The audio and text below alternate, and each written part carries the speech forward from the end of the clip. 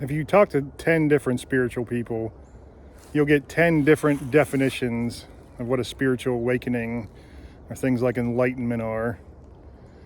It's all subjective terms. I use spiritual awakening just in kind of a broad sense most of the time. I like to say a spiritual awakening in my kind of philosophy is,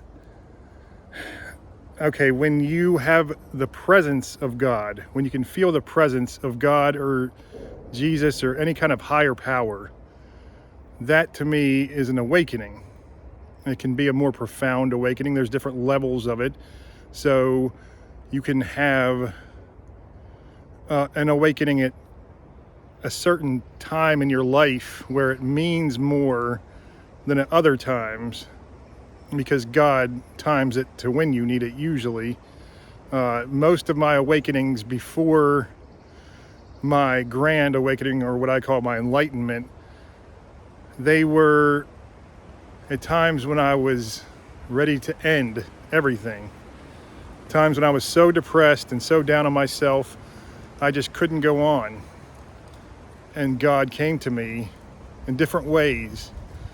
And when he did, when it dawns on you that it truly is a higher presence there, you feel an ecstasy. Ecstasy is like that orgasmic feeling, that the total joy, total inner peace overcomes you. And you feel it in your spine and your chest, and you feel the warmth, and like nothing in this world could ever be wrong. Even the worst things, even the worst time in your life, nothing could ever be wrong. So that is kind of my definition of the different levels of awakening. And then what I consider an enlightenment. And I call an enlightenment when God came to me, the most profound awakening. And what happened was,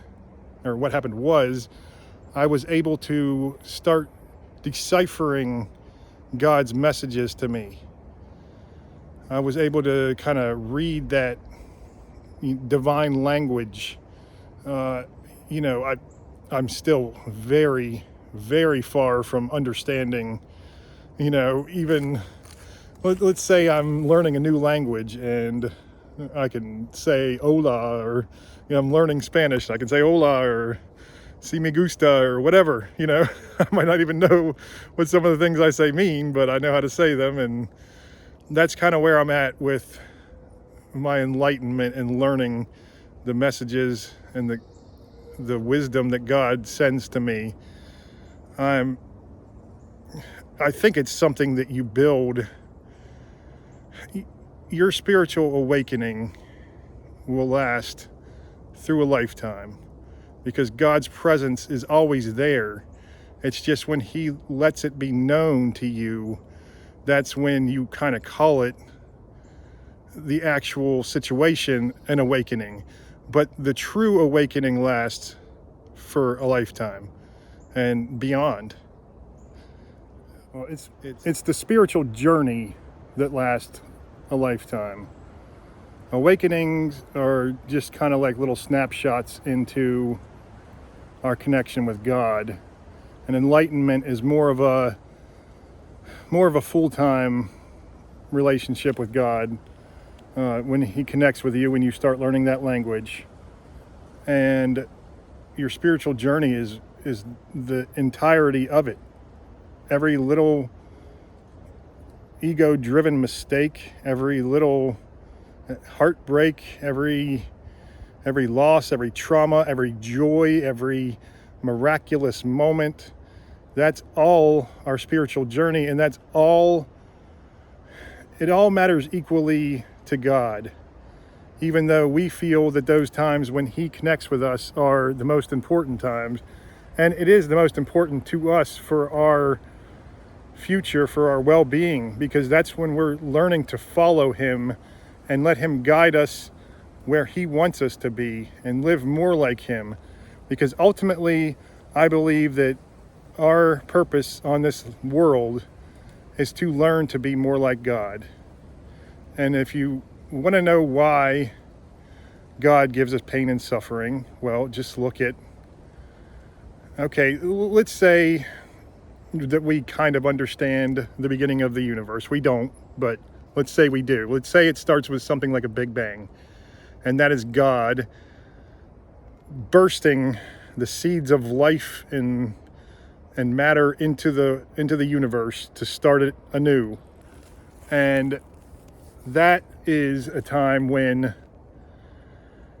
it's pure darkness, and God has to overcome that darkness to build something as beautiful and as miraculous as this universe.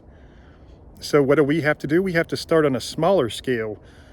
We're fighting off darkness on even the smallest level because we have to learn how to do these things in different, our souls probably already know these things, but we don't know how to do it on this earthly realm. It probably knows how to do all this in the spiritual realm because it is, in essence, a part of God. So we are learning to build something new. This is a training for us so we can go out and maybe our purpose is to create art. Maybe it's to create, other little human beings. Maybe it's to create whatever. But maybe we're supposed to ascend to beings sort of similar to what God is. Nothing can be the actual main heart of God, the consciousness of God. We can't even comprehend that.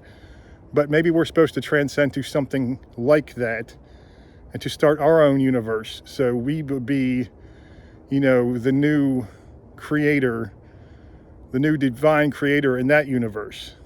It's just something that I kind of feel that we're doing because God struggles against the darkness on a grand, universal, multi-dimensional scale, while we fight against it on this tiny little scale here. So whatever we're doing, it's something along the lines of what God does. He wants us to do what he does on whatever scale that we're meant to do it. Whatever that is, I don't know if we'll ever know until, maybe we transcend into a different kind of spiritual being and we're finally done with our training. But to me, that's what I get the feeling that we're doing here on this earth. And all the suffering, every single little thing, it matters because that is the training for us.